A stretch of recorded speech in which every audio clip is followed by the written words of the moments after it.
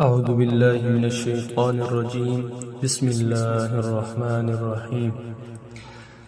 هل أتى على الإنسان حين من الدهر لم يكن شيئا مذكورا إنا خلقنا الإنسان من نطفة أمشاج نبتليه فجعلناه سميعا بصيرا إنا هديناه السبيل إما شاكرا وإما كفورا إنا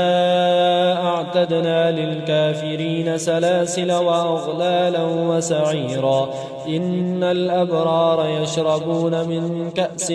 كان مزاجها كافورا عينا يشرب بها عباد الله يفجرونها تفجيرا يوفون بالنذر ويخافون يوما كان شره مستطيرا ويطعمون الطعام على حبه مسكينا ويتيما وأسيرا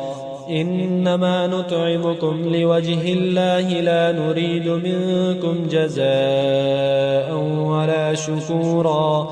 إنا نخاف من ربنا يوما عبوسا قمطريرا فوقاهم الله شر ذلك اليوم ولقاهم نضرة وسرورا وجزاهم بما صبروا جنة وحريرا متكئين فيها على الأرائك لا يرون فيها شمسا ولا زمهريرا ودانية عليهم ظلالها وذللت قطوفها تظليلا ويطاف عليهم بآنية من فضة وأكواب كانت قوارير من فضة قدروها تقديرا ويسقون فيها كأسا كان مزاجها زنجبيلا عينا فيها تسمى سلسبيلا ويطوف عليهم ولدان مخلدون إذا رأيتهم حسبتهم لؤلؤا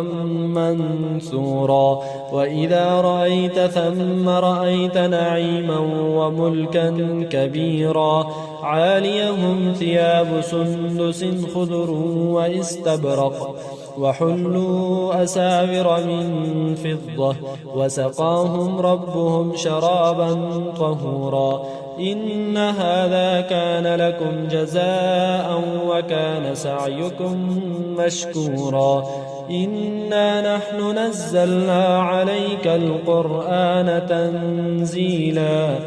فاصبر لحكم ربك ولا تطع منهم آثما أو كفورا واذكر اسم ربك بكرة وأصيلا ومن الليل فاسجد له وسبحه ليلا طويلا إن هؤلاء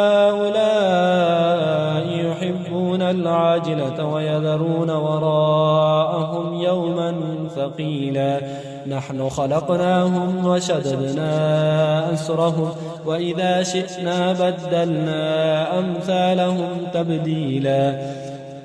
إن هذه تذكرة فمن شاء اتخذ إلى ربه سبيلا وما تشاءون إلا أن يشاء الله إن الله كان عليما حكيما يدخل من يشاء في رحمته والظالمين أعد لهم عذابا أليما.